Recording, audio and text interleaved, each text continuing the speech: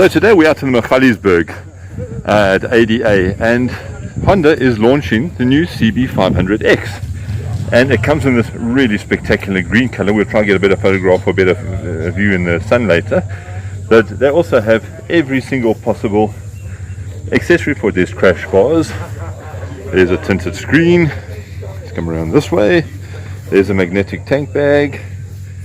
There's a tail pack as well, and like I said, this green color is really spectacular.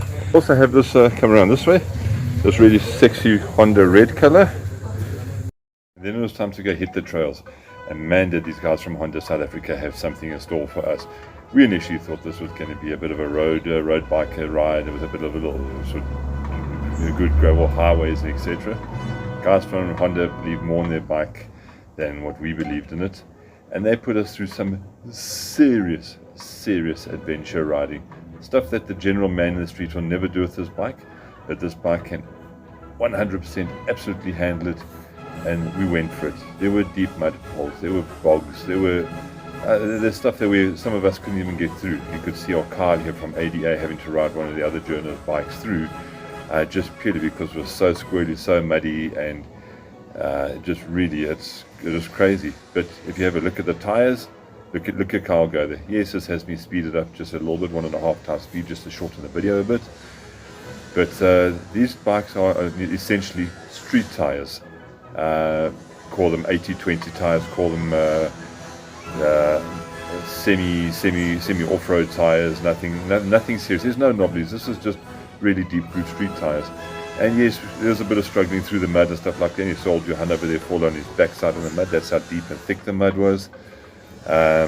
Who we got here? Even the big adventure bikes came through. This is Finey Schools from FS Media, who's a seasoned adventure rider on his Africa Twin with proper tires on there, and he was having a good old grump about getting through the mud and handling that big heavy bike through there. But these little CB500Xs, they did it. You just had to keep your momentum up. If you have a look here, we go through even thicker mud, and they put us through quite a trial of mud. It was absolutely nuts what we actually did with these bikes. Brian Chain from Marina Media there, getting his bike through the mud there, and you can see this is like outback swamp riding. This is not what these bikes are designed for or even thought of being, but they can absolutely 100% do this. You just have to obviously put in a bit of effort and a bit of skill. Here's old Johan, who fell on his butt just now, and there he goes getting that bike through as well. And he comes to have a little chat to us about what is going on. He's saying that if it wasn't for the low seat height of the bike here, he would have seen his ass a couple of times, and we all agreed with him. The low seat height of this bike is absolutely fantastic. You really can't go wrong. If you're on the shorter side of tall or taller side of short, this is the bike, the adventure bike for you. It's lightweight, it handles well, it pulls properly, it's got lekker torque. We're running these bikes through here in second gear. Comes Donovan Fourie from the bike show, and he was going through on a gaming knee. He'd hurt his knee in Lesotho with us the weekend before, a couple of days before this in fact.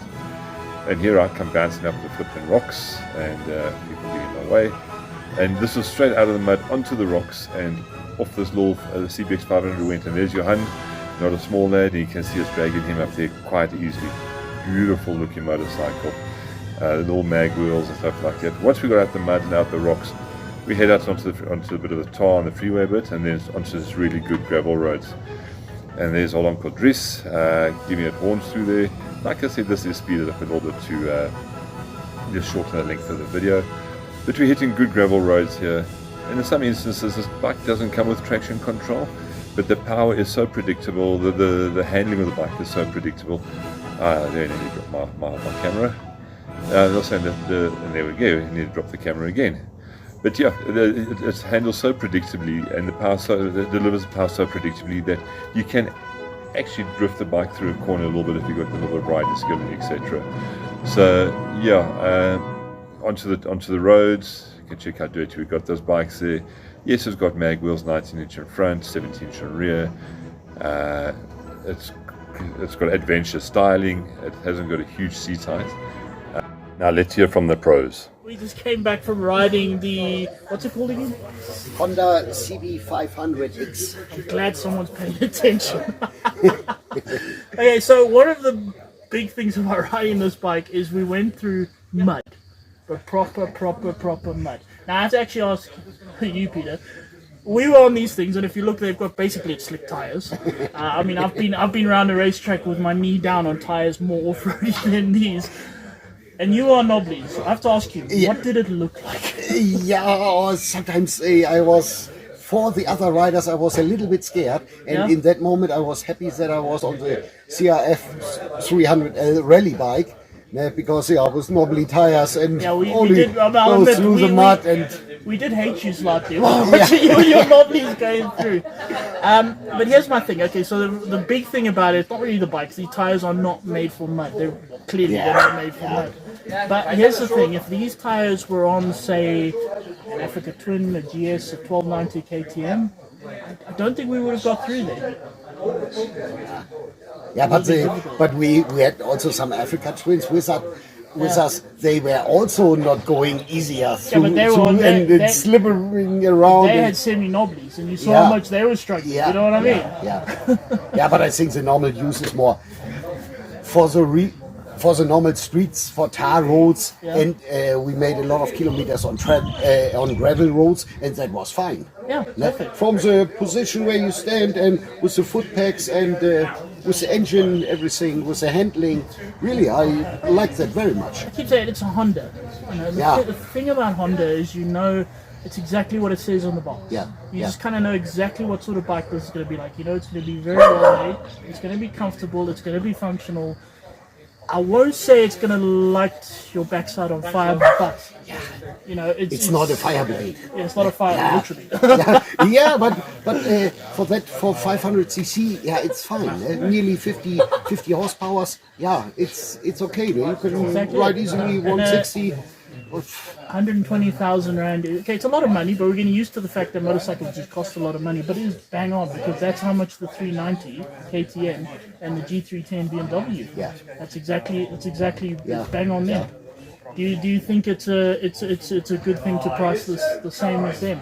I mean, price the same as I think, and for the same money you've got a 500. Obviously. And it's also, for me, it's like a smaller adventure bike. Yes. The Africa Twin, when I handle with the Africa Twin, it's like here. See, we both have I know we look like we're 12 foot right now, but we're actually from this angle. I'm 3'9", you're what? 4'2".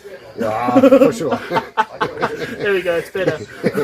Our cameraman is kneeling while filming this. Yeah, but it's true. I mean, this is something I keep saying. People say, well, no, adventure bike, you need this side wheel, this side suspension, this side that. No, what you actually need is a bike you can handle. It's no point having all of that if you can't touch the floor, you can't pick it up, and you can't. I haven't ridden the previous bike, but this was upside down fork gable. Works great. Also the brakes. I mean, these are Shower big piston forks. They're actually quite top shelf products from Shower. And it's interesting to have them here. I can't say at any stage I said, wow, I wish there was more suspension. No. As a matter of fact, on this bike there was, apart from, it's not setting my backside on fire, but apart from that, I don't have any complaints. I have nothing that I say that's wrong. No. Yeah, and also with the instruments, everything, every information that you need, you can find there. It's all straightforward. It's all Honda, very Honda-ish. Yeah. Do they call it Honda-ish? I'm calling it Honda-ish. That's what I've decided. It's a new term. What's it like? Honda-ish.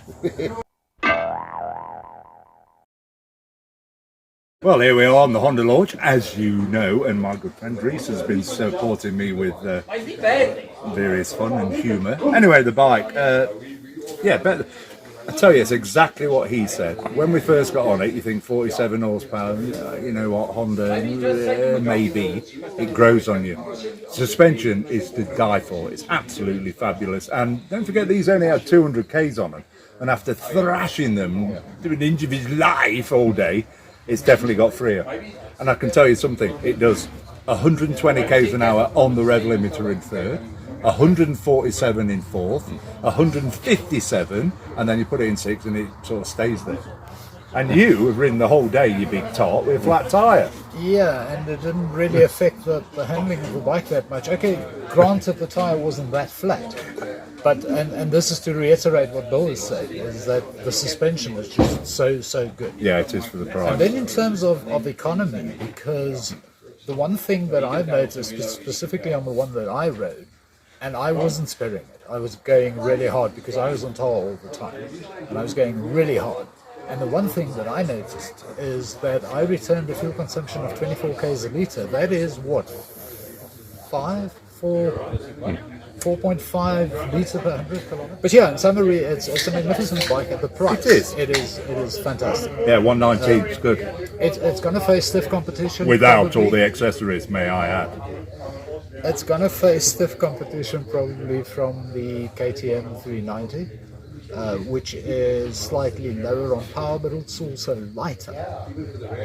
And we know from previous experience, and Bill and I both agreed on this, that the KTM is definitely a bit quicker in terms of top end. But all in all, for a full-size bike, 500cc capacity, I think it's a Yeah, it's good. magnificent machine for It this definitely price. fills a little hole in the market in South Africa, 100%.